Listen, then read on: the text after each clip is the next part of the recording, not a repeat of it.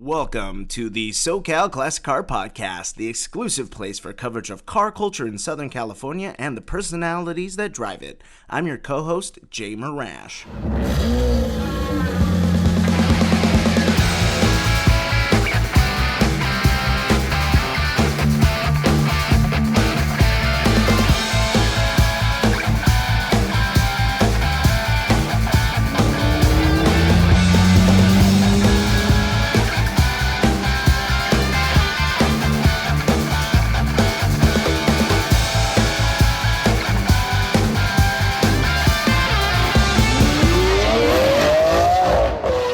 The show is associated with SoCal Classic Car Storage, which provides South OC car lovers the opportunity to secure their vehicles in an environment made just for them.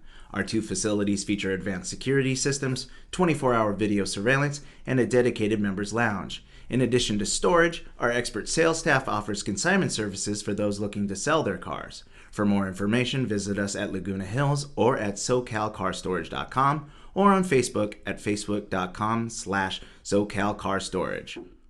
Thanks a lot, Jay, and welcome to the one and only SoCal Classic Car Podcast. I am your other host, Dean Marash. Today, we have a very, very special guest, Sara Dakarmen. And if I mispronounce that, please forgive me. CEO Dakarmen. That's right, I did. CEO and co-founder of Los Angeles Dismantler. Sara's been rocking the Porsche world for over 20 years. She and her late husband co-founded Los Angeles Dismantler in the 90s and became the most sought-after Porsche Parts distributor worldwide. After her husband passed, Sara forged ahead and has become one of the most well-established in her field, a rare feat in a predominantly male industry. As one of the world's largest late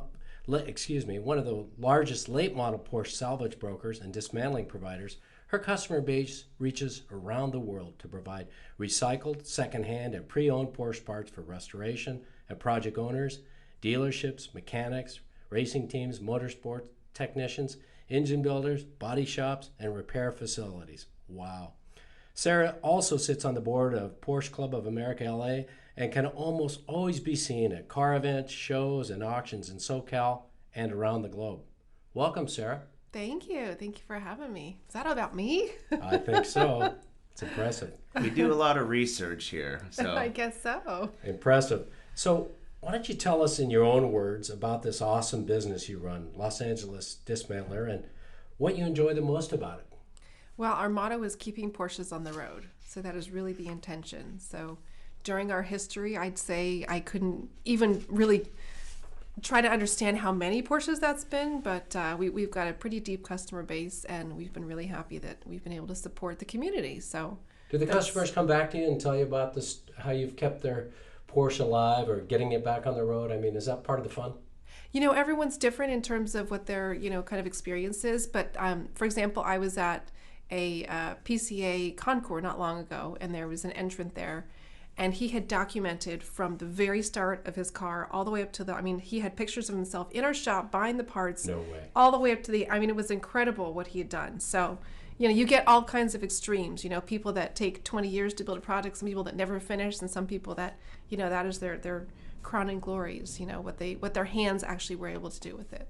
Wow, that's cool. Jason will tell you, I'm not really good at the finishing. I'm really good at the starting. I get a problem. Yeah, and then I'm good at ideas. Oh, really? Okay. Yeah, it's kind of you like might even go further. It's kind of like when I go to Barnes and Noble and then buy 4 books and then I'll never read them because I'm reading the other 4 books I bought at Barnes and Noble the month before. I think he says the same about my car projects. I think he's right, to be honest. I'm not a finisher. So cars and Porsches, have they always been part of your life since you were a little girl, or is this some late life love affair? I can't say that with German. It's okay. It's like tongue twister. Yeah. All right. Is this late life thing, or have you always been just totally into Porsches? Well, my dad got a Porsche when I was 10, and we lived in a very small suburban community. So, I think that's kind of what started it. I always had an ear for cars, so I my room faced the cul-de-sac. And I knew every car when it came home from work, like which one it was and which neighbor and which house it belonged to. So I've always had kind of an affinity for cars. Wow. Yeah. So you've got the ear. You can tell a car just by the sound. And And I won't say all cars, but as a young girl on a cul-de-sac of 10 houses, yes. Wow, that's impressive. But if I'm sitting here, I usually know the sound of a Porsche going by, yes. That's really awesome. Or exotics. I've had a lot of exotics, It's too. usually like a low rumble. It sounds. Depending on the exhaust on it. Yes. Yeah, that's for sure. That does screw things up. It does. We've- I mean, one of my favorite sounds is within like a parking structure when you have a low ceiling and you get a really hearty exhaust. Oh, it's a good one. Yeah, I mean, I can't wait to show you some of the cars we have. We have a Ferrari 488 GTB over there, and the first thing that guy did was change out the exhaust system. Okay. Like it wasn't loud enough when you start up. So there's these huge pipes sticking at the back. You start that car up. Wow. So See, it's loudness isn't the thing for me because I Okay. think I've had hearing loss over my years. Right. And I was actually at a car show and there was, I forget what it was, and the guy started and it was the loudest bang. My whole insides like shook, and not in a good way. So I wouldn't say that loudness is the thing, Yeah. but it's that certain kind of pitch and sound that, yeah, that really I'm sure gets the me. engineers spent a lot of time designing those sounds. I've Oh, heard a yes. little bit about that. Hey, you know, when I was a teenager in high school, I spent a lot of weekends in junkyards trying to find parts for my 67 Cougar, my friend's Cougars, my 64 Galaxy 500, and it was so much fun. But that was all about the scavenger hunt back then, right? You'd go there and you'd climb around these cars and you'd pull parts off yourself. How's that change for the person that's looking for parts? Well, I think it depends on what kind of car you have. I mean, there's still pick-apart places for kind of like your general enthusiast. I can't allow that in my shop because, you know, you get into a car and if you know what you're doing. I've even had employees that didn't know how to pull a radio out, and then you're Right. literally cracking a whole faceplate of a $1,500 unit. Right. So I don't let people climb on my cars, but you know, being that we have 3 tiers of parts, it still is sometimes a mouse hunt trying to find the thing we're looking for. Well, it sounds real dangerous if you don't know what you're doing, too. Not only can you Yeah. ruin expensive parts by trying to get your own, but you really could hurt yourself. Oh, that's true. Yes, if you're not careful, there's always lots of sharp edges with crashed cars sticking It out. sounds like a really technical process because I can imagine that it's not like, you know, your traditional American car. And so I guess that requires a lot of expertise to pull those cars apart. There's definitely a skill set, and each model is different, so that changes. And then you also have the crash components. So imagine trying to pull an engine out of Right. a car with a collision. Right, You know, good I mean, point. it's really tricky because the bolts aren't there, and if the bolts are welded, you know what I mean. It you takes got- some maneuvering. You got to know where to cut and not to cut. Yes, that is true. The science of salvaging. Yes. So talk us through a little bit about the challenge of taking over a business when your late husband passed away. How well prepared were you for that? Or was it trial by fire, a little of both? How would you characterize that? Well, we started the company together, Right. and I was heavily involved. It was really, I call it my first child because I've had 4 kids since then. So. Wow. Wow. I definitely gave it my heart and soul, and I got us on the map. And I needed his skill set of understanding the cars, and I needed my skill set of kind of marketing the company. So that was when eBay had started, 20-something years ago, and it really put us on the global map because then now you're introduced to a very wide audience. But then since then, raising 4 kids, I really had stepped back a lot. So it was really kind of his baby at that point, and when he passed, it had to be my baby. So Was it an abrupt transition for you, other than the emotional challenge? Or well, there was a lot of abrupt transitions. was it? That's yes. I always say death is the one part you have to deal with, but the aftermath of death is probably the worst part. Yeah. There's a lot of fallout and a lot of things that you don't expect. So Right. yeah. And from a business standpoint, was that kind of second nature to you because you were such an integral part of the business, or did you have to kind of learn a lot of the parts of the business that you had no idea about? Yeah, definitely a little bit of both because he kind of ran one side and I kind of ran the other Right. side in a sense when we were both running it together, and Right. then even stepping away, there's been a lot of things, that things shift and things change. Sure. I think the biggest thing was that I was very behind the scenes, so people didn't really know who I was. Ah. So they knew Todd as this big kind of person. He was kind of I call him a beast of a man, and he had built a reputation for himself, and so I had to really step in and be the presence. So I had all my social media accounts on private, and all of Really? a sudden I opened it up and it was like a floodgate. So, it doesn't hurt to be a 6-foot blonde in this community. It does kind of gather a little bit of attention on its own, but I had to really kind of, show people who I am and what I can do, and that, Now, know what I'm doing. are you comfortable with all the attention and the social media and being a gregarious out in front person? Does that come natural to you, or is that something you've had to learn to do? I call myself a closet introvert. So Okay. people think I'm an extrovert, and I can be very extroverted when needed. But a true extrovert thrives off of that energy, and that like energizes them. Right. Whereas an introvert, I need to recoil. So when I'm done being on, So you need then some I have to time. go back and be Amen off. to that. Amen Whether- to yeah. that. Introverted extrovert is what I call it. So Yeah. I'm It's an called like introvert, extrovert. yeah. No, you extroverts get energy off other people. We give energy to. Yes, it's Interesting. definitely good. Yeah. And I don't mind giving the energy. I mean, Yeah. I really embrace and enjoy the community. I mean, I've talked about this, I think, probably endlessly. It's an amazing group of people, and we're all coming together from such different places with the love of a common, interest. Sure. But learning, I love to learn. I always call myself a sponge. And so I love to figure out, kind of where people are coming from, where they're going to, whether they're Yeah. technicians or mechanics, or whether they're owners, or, whatever their interest is. But, there's a commonality that we have. Well, do you think social media has allowed like women to jump up more in this industry because it allows them to like get on Instagram, and it seems like they have a really a lot more than men, I think, that more Instinct. natural for like social media marketing and presenting themselves. And so in a male dominated industry, I kind of see it as something that maybe gives more opportunity to women just because it gives them that access. Do you have any thoughts about that? I would say, well, everybody has the same access to it. It's what you do with it. So there's definitely different ways to present yourself as a female being in a male-dominated industry. Right. And, I was actually in an article, an automobile magazine, with a few other women, and we had a big lunch, and we turned it into this 5.5-hour bonding lunch of this group of women, Sounds and like they're fun. fabulous. I love them, Yeah. yes. And we all had different short stories to share about things that had happened, and people got really real about some really amazing things, and also some painful things that had Some happened. pain, Yeah, so it's really interesting to see what people have done with it, because some of the girls in the group are Porsche owners, and they have huge followings of people. And so I think the thing about social media is it allows you to create whatever identity you want. So whether it's just from a social front and you're sharing your kids' pictures, or whether you just want to share pictures of cars, or you want to share yourself with that, or you're a race driver, or whatever it is, it just allows you to, kind of put yourself into a little frame and say, this Right. is who I This is am. who I am. At least at this moment. And then the next Right. day it could be a whole different image of you. And Which is great, because you yeah. can get the word out fast when those Right. changes happen. So one thing I was thinking about, so we talked about this car industry being dominated by males.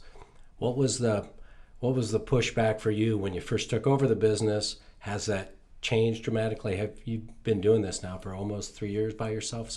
About? Yeah, going on 2.5, yes. So has it changed, or is there still? Do you just have to lean into it, and just how do you respond? I mean, I'm sure once in a while you're like, I'm so disappointed with what you just said, or what I just saw. How do you respond? Is it that prevalent, or do you see much of it? I wouldn't say as much now, and maybe because I'm 46 and I've been doing this for Interesting. long enough. Yeah. When I started with him, I mean, I remember answering the phone and people thought I was the assistant or the secretary, I see. or, kind of the whatever girl. And so I'd be having a conversation, and granted, my knowledge was nowhere near what his was. And so he would give me, pricing things, whatever, and I'd be quoting people, and they just wanted to talk to the guy. They wanted to talk to the boss. And, sometimes they'd have some situation where I'm having some kind of, difficulty or whatever. And he would get on the phone, and I think it was also the presence of his voice too. He Right. was a very Very commanding commanding, person. yeah. Yes. And so I also attribute that to age, though. I was in my 20s, and then in my early 30s. So, who I am and what I was then, and who I am and what I am now they're two totally different things. We change and evolve. Maybe you command respect regardless of your gender, right? Because of the success of your business and what you've accomplished. I don't try to command it, but I hope that No, it just does. I hope that it's earned. Well, I'm sure it's earned, right? Maybe command's a bad word, but yeah, I think it's well deserved. So it's good that it's evolved into something that's so productive for you. And That's I also great. think that we as people, we can try to have everybody like us. Not everybody is gonna like us. No. I can be a very easy to go, to get along with person, but I'm also a bold person when yeah. I need to be. Okay, all So, right. Cool. and so some people are going to really like that, and some people that will rub them the wrong way, and that's okay. We're not going to try to push your buttons today. I got the Are you message sure? on that. Yeah. Darn. Whoa! I heard. Gee, did you hear that? I'm just kidding. Well, what does the future of women look like in the auto industry? Are you seeing more, women getting involved and, wrenching and doing all these other things in the business? I will say that's one thing as well about social media, because I wasn't present in that space and my life really revolved around a kid space. I mean, I was incoming PTA president, and that was I call it my volunteer career, the unpaid one. Right. And that's what I really knew. And I actually, the women that I surrounded myself with were, a lot of them were executives and they work in entertainment and so forth. But now shifting to cars, now that's really my focus of who I'm looking at on a regular basis. So, for one person, I'll point out is Christina Nielsen. She was the first factory Porsche race car driver, and Right. she's not racing for Porsche now. But I joked with her. I said, I said I don't like girls, but I would have a girl crush on you. I just think she's fabulous, and I she's think that she cool. really owns it. And she's such a real person if you talk to her, and she's so kind. And she doesn't have that kind of celebrity sometimes persona that people get. Martina Kwan, she's another amazing I Porsche follow driver. her quite a bit on Facebook and Instagram. And she's down here local, Yeah, I've got to Racing get her down in the booth. We definitely want to talk to her because she's just incredible too. Yes. She is an amazing woman, so accomplished, and seems so humble. She is. Yes, she's a great girl. And then for example, sitting on the PCALA board, Mariana is our president, and so that's really great to see a woman that's in the lead, of a very male-dominated group, because a lot of the PCA clubs were kind of the old boys clubs, Right. and so they're starting to convert one at a time, I'd say. Awesome. So that's great to hear. I'm happy to see that that's evolving. One of the things that I've noticed about our Porsche customers, and you touched on this a little bit, is that they're really actively involved in Porsche clubs, meetups, yes, racing. They're just so active. We sponsored Concord down in Dana Point about 3 months ago. And it's just so awesome to see all our customers there and see so many cars that we know of.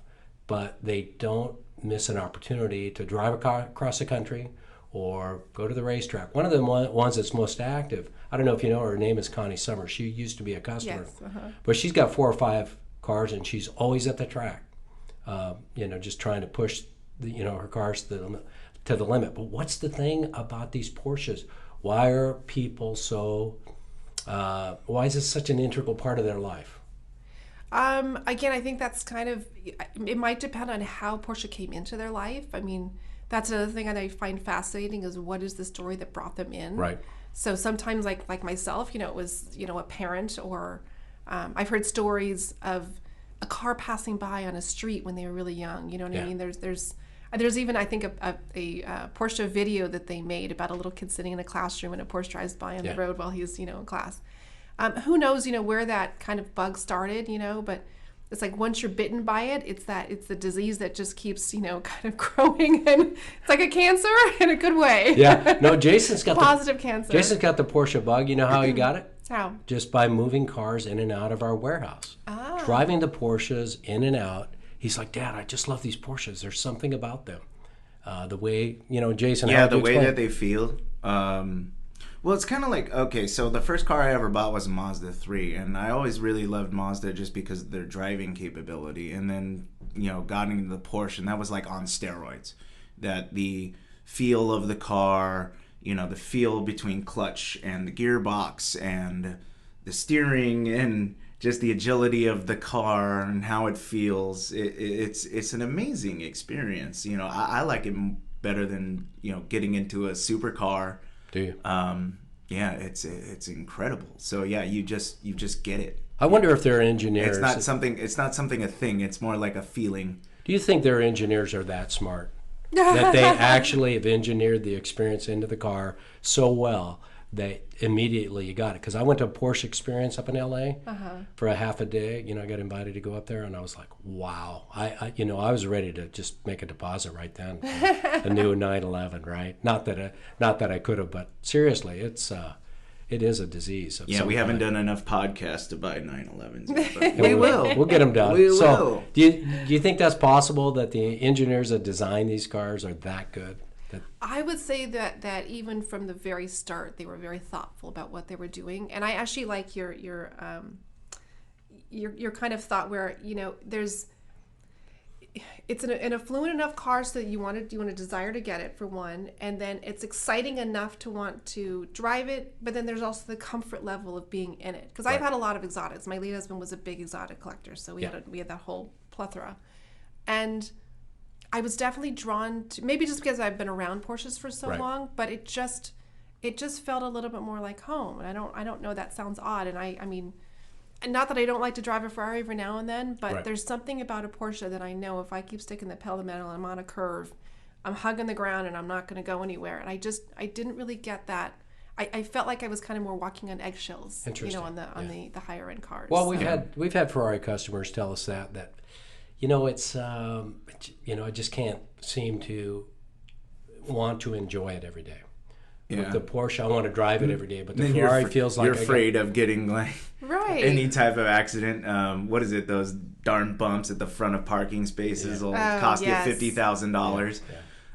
Yes, I know. Rip your whole front end off. But there's also the Porsche community too, and it's like I want to tie that portion into it because it's not that there aren't exotic communities, but it's just a different type of people that collect.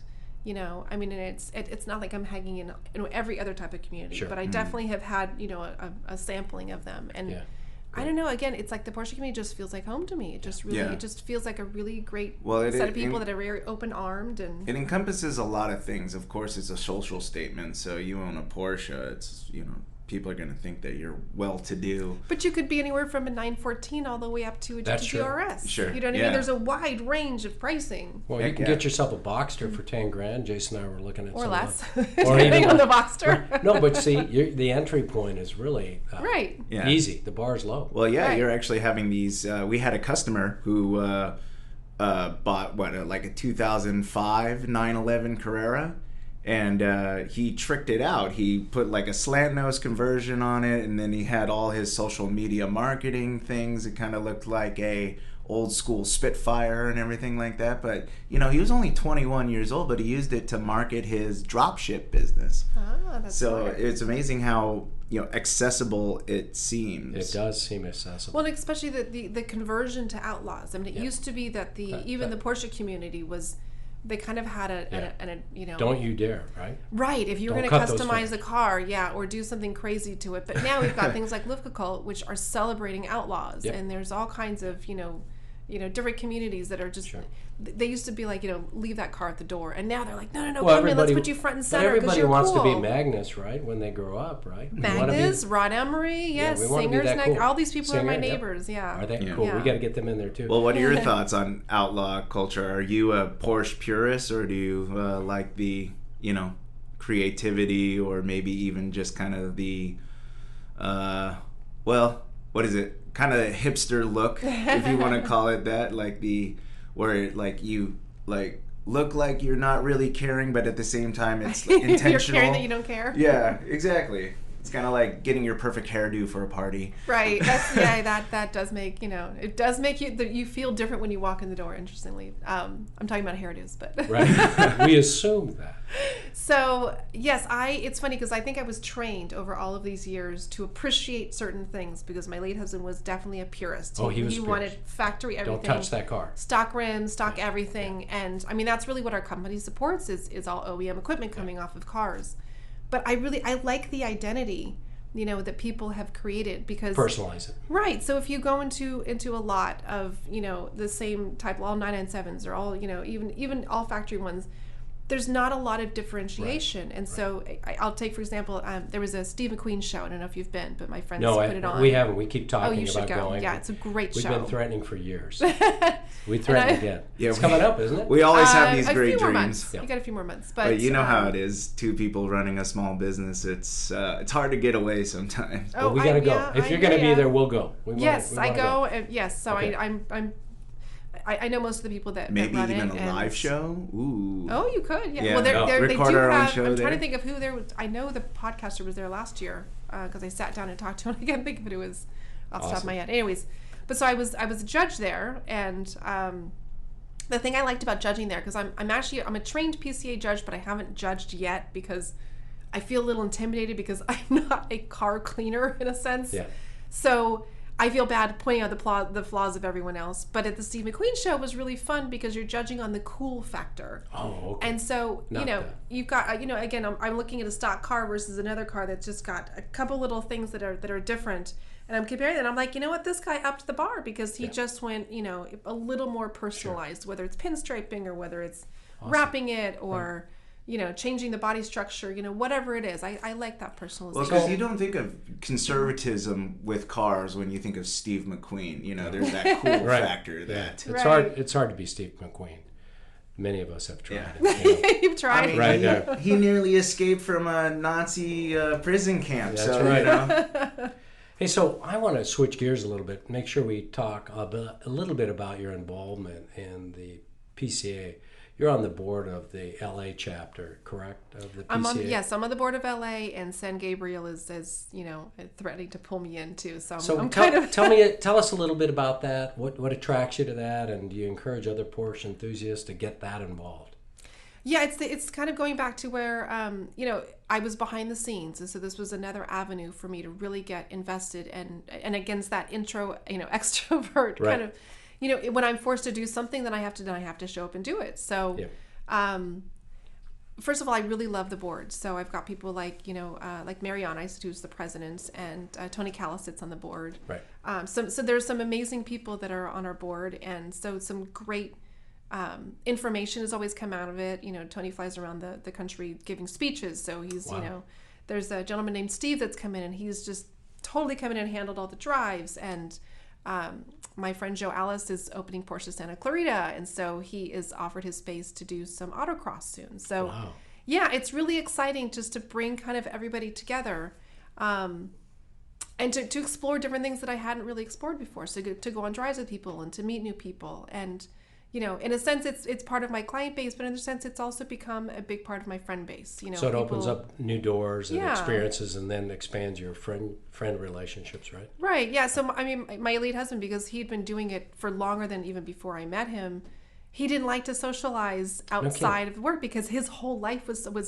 6 days a week was socializing with Porsche people all day long. Yeah, he's done. Whereas I wasn't. So now, and we used to send our teams out to go to these events. Yeah. So now I'm the one that's going, and so I'm going to Amelia, and I go to Monterey, and I'd never really experienced these things before. Wow. So that's one of the things I noticed when I look at your all your social media pages, especially Facebook. Mm-hmm. Honestly, you're traveling the world, which is really awesome. I really did for a while. I distinctly remember all the pictures and the stories you told when you were in Italy and stuff like that. I just thought, oh my God. Well, I was chasing Magnus and Millie Mila and Mark Wag. Actually, they were all driving the Millie Mila. But then I ended up taking a diversion and going to a different route because it's Italy and there's food and there's culture and there's things to look at. The Louvre. Well, So tell me what So is it the business that drives you to these places? Is it the friendships? Is it a little bit of both? I mean, it sounds so rich that you're able to kind of evolve from just being a business into the businesses globally, but you get to see the world and experience Porsches and cars around the world. Pretty cool. Yeah, my parents definitely incited that travel bug in me when I was very young. Yeah. They took me to Europe when I think it was 16, and I'll never forget going there. Although, granted, at 16 I was probably boy crazy. I was not car crazy. You don't remember too many cars? No, definitely not. I remember falling asleep in museums because they would drag me to all the cultural places. But another Rembrandt. How boring, right? I know, it's terrible. My God. The cathedrals and all that. It's just a picture of a woman. What's the big deal? Mona who? Although the funny thing is, then I started teaching art for my kids' school later. So then it changes your whole appreciation for. Yeah, we went to the I took my big girls to the Museum of Art in New York. And it was so great because there was a couple floors of all museum. the things that I taught during the years. So yeah. Anyways, diversion. Sorry. So, but when you were teaching that class, did you see the glazed over look of all these teenagers, and did you say, "Oh, there's the payback right there"? Look at those kids not listening to the teacher. No, I think teaching. Well, they weren't teenagers then; they were in elementary school. Oh, okay. But no, they were so excited just to be creative because as much as I love school and education, school can be boring. So it was really fun to kind of bring little light and color into their day. Do you ever apply your art to Porsche? I'm not saying I'm an artist. I did not say. Whoa. Yeah, but that turned out to be a good but question. at least you got to know something, and you've probably dabbled. I have creative brains for some things, but yeah, I would definitely not call myself an artist. It's funny actually. We were at the Taycan pop-up in Santa Monica, and Klaus Selmer was there, president of Porsche North America. Right. And they had a wall of chalk, which I posted not long ago. And so you draw your Porsche on. So they have like a little outline, and I was trying to have some fun with it. And so I made a pink Porsche, and I little flames coming out the back. But then I look over and I was like, oh, somebody made a sleigh out of a Porsche. Oh, somebody made a rocket ship out of it. It's like, damn, I'm not as good as I wish I was. In your brain, there's an idea, but I can't quite get it out on paper. So. Well, Jason, I'll tell you, I have very little creative skills, and that's putting it kindly, to be honest with you. No, you're a better fine artist than I am. I have big picture skills. I see the landscape very well, and I can synthesize things together. I think if I had to say I have a creative bone in my body, it's probably that. But I marvel at people that can paint something without looking at something, and it could be as amazing as an animal or a car, and not need to see it, but it's in their brain, and somehow it comes out, and they can draw it. I just don't know how that's possible, to be honest. Well, I also think it's teachable. I mean, it is. Again, my parents are in these community classes, and so they've taught themselves art, and they've really, kind of worked into that avenue. So anything is possible. You just have to put your mind to it. I'm into stick figure cars, so that's my claim to fame. Well, aesthetically, what's your favorite Porsche? 993 Turbo S is still holding true for me. What year?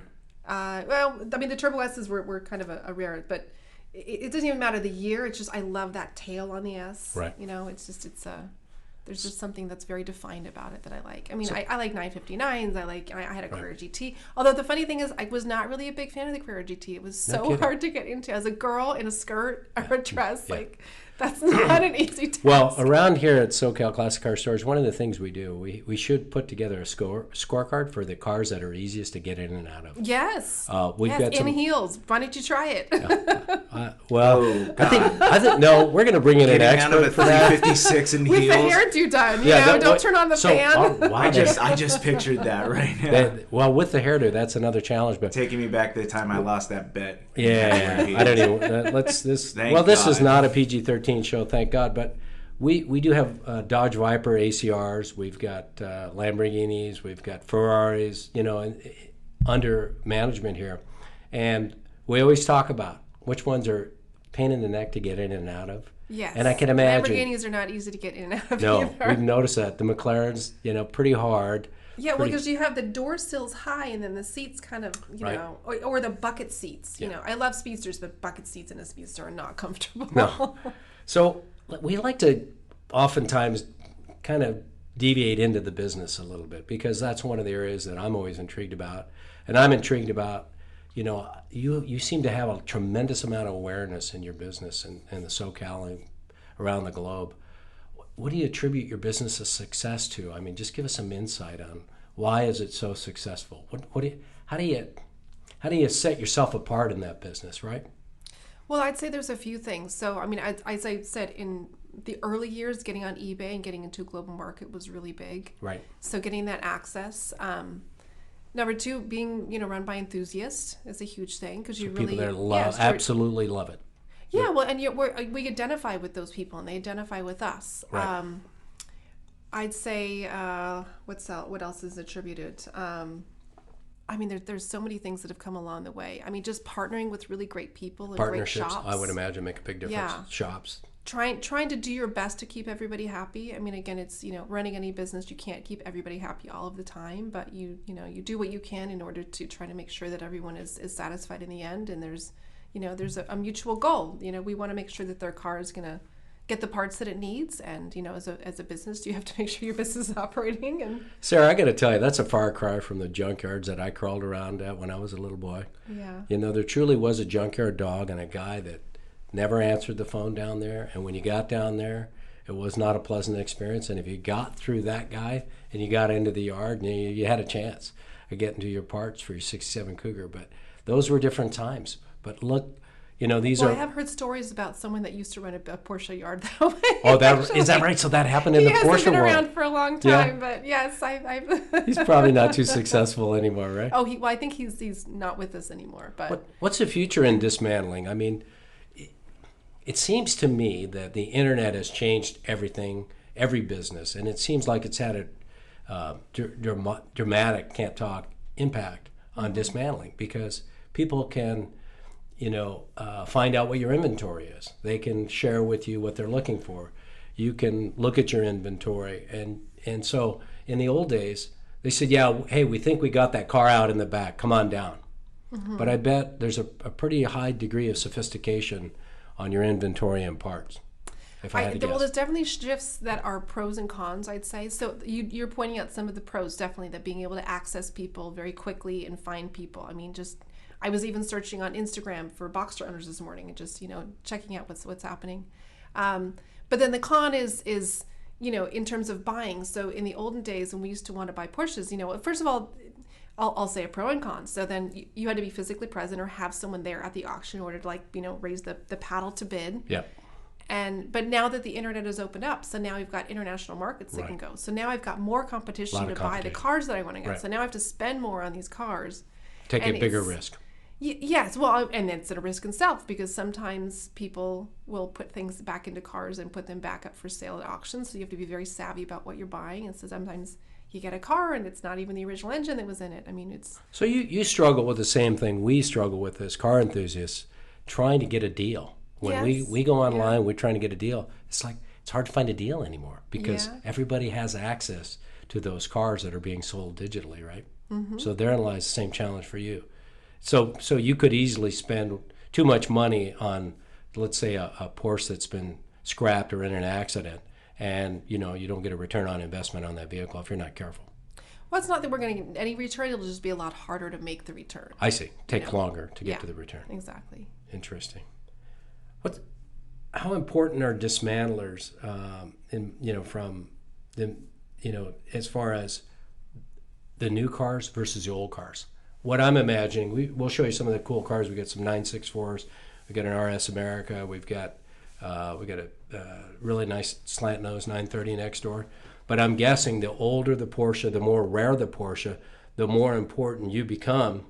But the volume has got to be with the new cars. So, tell me about how important you are, and to which, segment, if you will, if you could segment the audience. Definitely when you get into the less common cars, you mentioned quite a few, it is rare to get the parts, and the hard thing is that the price will go up on them because of the rarity of those items. Sure. And it's harder for us to acquire them. We have to pay a lot for them. But people don't always want to pay that in return. Right. So do you buy... I mean, if I had a dollar for every time it said they want a perfect part, I'm like, well, let's think about this logically. So the owner had it for X amount of time. The insurance company had it. It was in an accident. Right. It sat in a yard. Then it got to my yard. It may not be perfect like you think. They had miles on it originally. So are you buying cars, parts from Germany, around the world?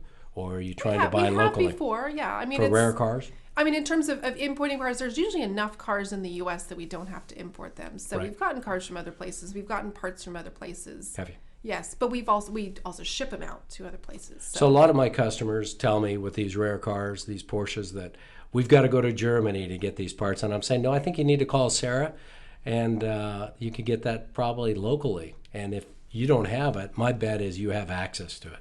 Yes, so we definitely have a supply chain of people. I mean, that's one thing that you talked about, advantages of dismantlers. So that's one thing I learned about touring around the world, is that what we do in terms of just having a niche of one make in a yard is just so uncommon.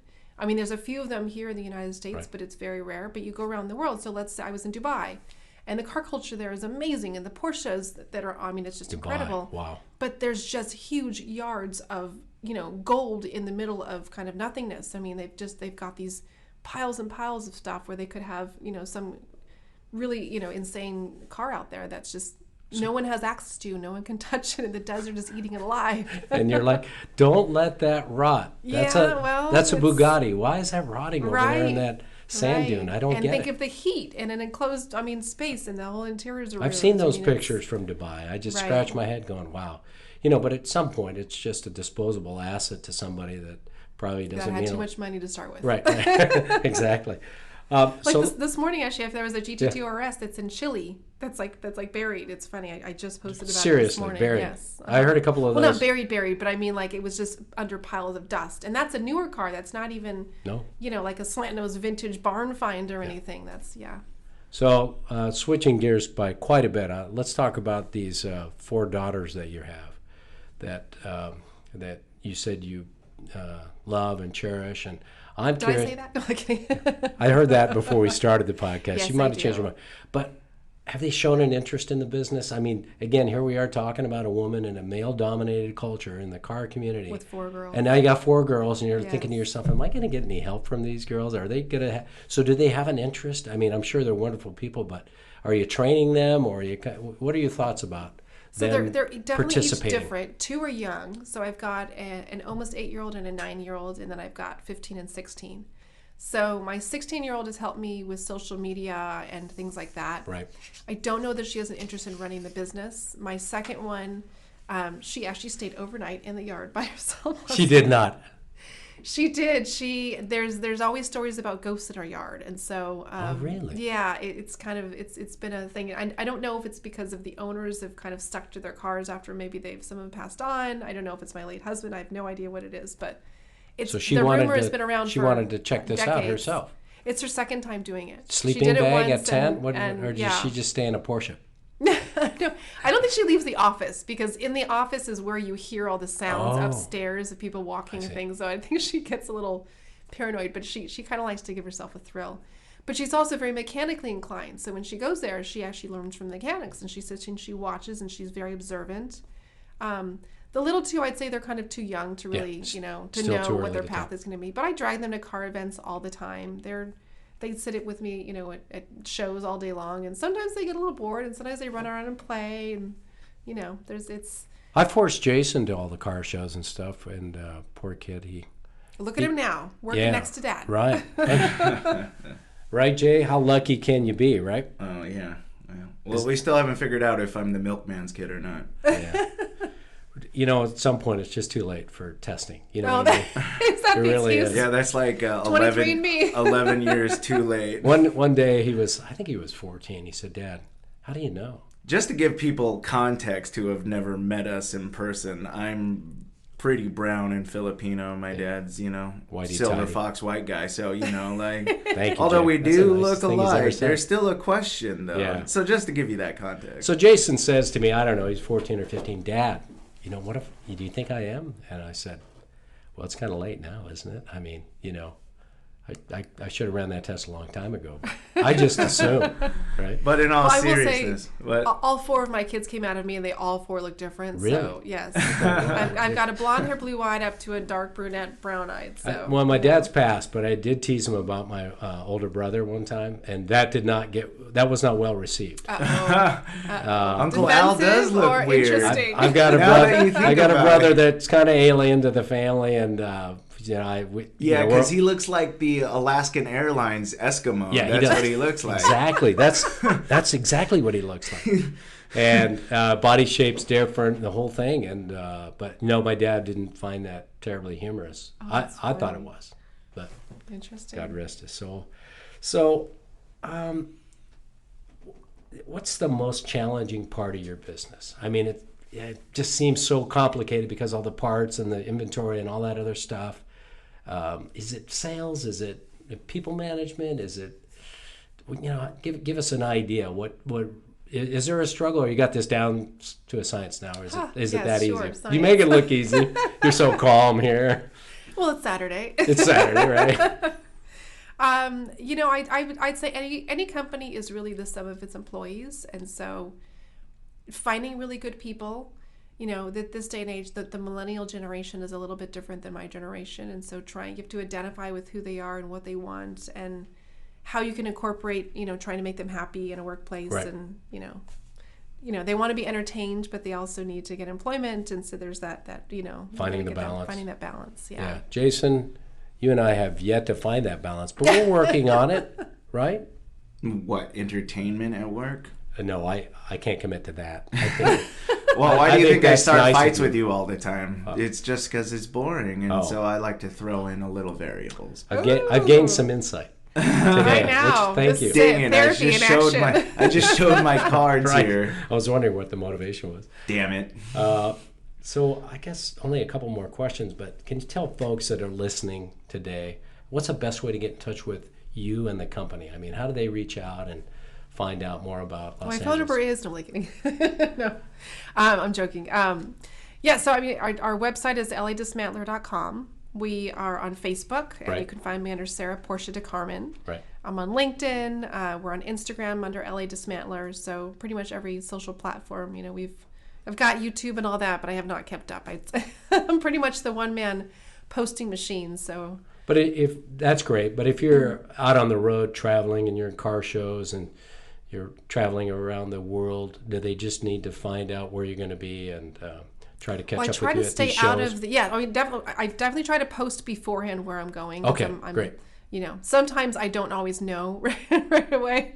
When I was traveling, I had 4 hours to pack for Paris, so that's, really? Yeah. But then sometimes on the plane, I always say, it's a work day. If I'm on a plane, then how do you fly so far? I'm like, it's a 14-hour work day for me, as long as I have Wi-Fi. Then I'm good. Yeah. So I'd be messaging people and looking for who's in France and who can I connect with. And yeah, so I think my traveling is a little on the decline right now, but So have you reached a celebrity status? I mean, you like you said, you're a unicorn. Do you find yourself getting to that point where, oh my, there's Sara, and are people responding to you that way? Like, like Dave Kindiga. I mean, Jason and I have met him a couple of times, and he's just a really down-to-earth, cool guy. But, I mean, at some point. Please join our show. Yeah. Right. It's funny. I think I don't know that I think that, but right. Other people tell me that, and they tell right. me how much I've affected the community, and I'm like, I'm just a girl who's posting some stuff that I like. Like, I don't have a strategy, I don't have a plan. It's just kind of and I really only post probably 1% of what I do. I have so many photos. I wish I could go back to flashbacks. Well, I bet you're an inspiration. That's a great point. Thank you. Women in the industry. Thank you. Have you had any fans give you like compliments or anything? Oh, I've had the whole gamut of unwanted pictures up to accolades and everything in between. So, yeah, I mean, it is. And going back to that introvert extrovert, I actually really like it when people come up to me because I have it's between all of the different beats going platforms, up and talking to them, right?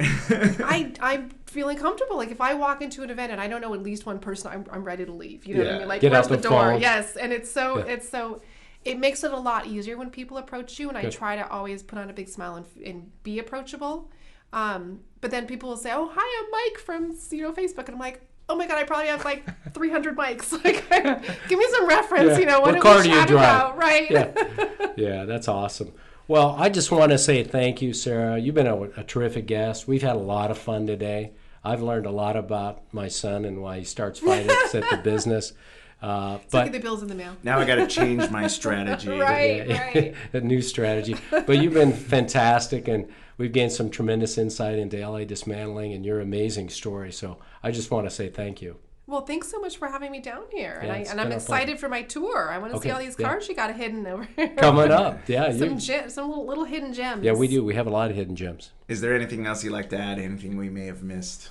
I don't know. Let's just keep celebrating the Porsche community and culture. And, I've started to see a lot of car storage places coming around. And I like that is enhancing. I like that you talked about how you have, a section where members can hang out. That's part of it. It's that bonding experience of bringing people together and allowing them a space to, even if they're not Porsche people, whatever, just, having the common interest of cars and making that the chat, That's awesome. Well, thank you so much for coming by. Again, that was Sara Dakarmen from LA Dismantler. social media star and That's right. Porsche enthusiast. So again, thank you so much for coming here on the show. That is gonna do it here for the SoCal Classic Car podcast. We've recorded live here at SoCal Classic Car Storage here in Laguna Hills. If you want to find more episodes of our podcast, you can go visit our website, socalcarstorage.com, visit our Facebook page at SoCal Car Storage, or you could check us out on iTunes, Google Play, TuneIn, wherever major podcast outlets are. So thank you so much for stopping by. And again, happy driving, Merry Christmas, Happy Kwanzaa, Happy Hanukkah, Happy Festivus, whatever you celebrate, and good luck to you in the new year. Luck to you in the new year. Luck to you in the new year. Luck to you in the new year.